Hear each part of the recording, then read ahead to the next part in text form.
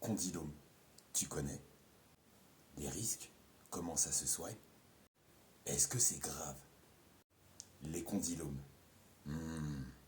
Imagine un invité indésirable qui arrive à se faufiler discrètement dans ta fête.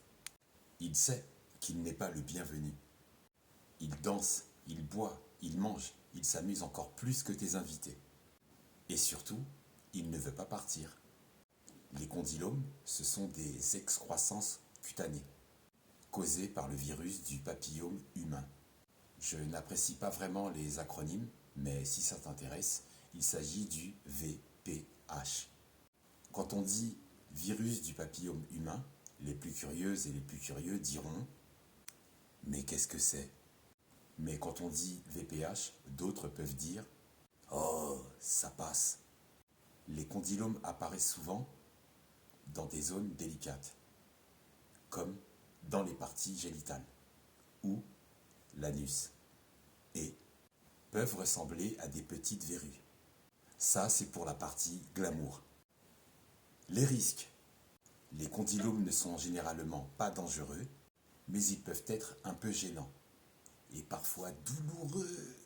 En plus, certains types de virus du papillome humain peuvent être associés à des cancers. Donc, il vaut mieux ne pas les ignorer. Pense-y comme à une alarme qui sonne.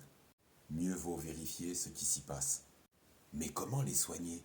Pour les soigner, il existe plusieurs options. Des crèmes, des traitements au laser ou même des interventions chirurgicales. Mais quelle est la meilleure option?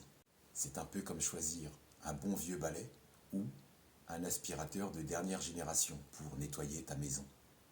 Chacun a ses avantages, mais ça n'exclut pas le fait que tu puisses prendre un rendez-vous avec un professionnel de la santé sérieux et investi et qui aurait la motivation de te suivre avec attention pour choisir la méthode qui te convienne le mieux. On m'a dit qu'avec l'ail, on peut en guérir. Oui, bien sûr, si tu considères que l'ail est un super-héros. Soyons lucides. L'ail, ce petit bulbe odorant, est souvent vanté pour ses propriétés médicinales, alias le médicament naturel. Mais il ne soigne pas toutes les maladies. Il a ses limites et ses points forts. Mais il a ses limites.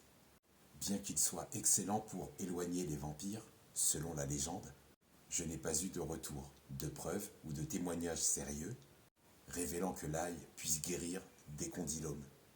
Donc, même si l'ail est un super aliment, il ne peut pas remplacer un traitement au laser, par exemple.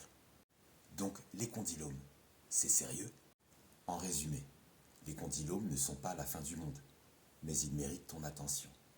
Pense à eux comme un petit caillou dans ta chaussure. C'est inconfortable, mais avec un peu de soin, tu peux t'en débarrasser. Alors, si tu as des doutes, n'hésite pas à consulter. Mieux vaut prévenir dans un premier temps, car dans un deuxième temps, certaines et certains ont eu des soucis même pour danser.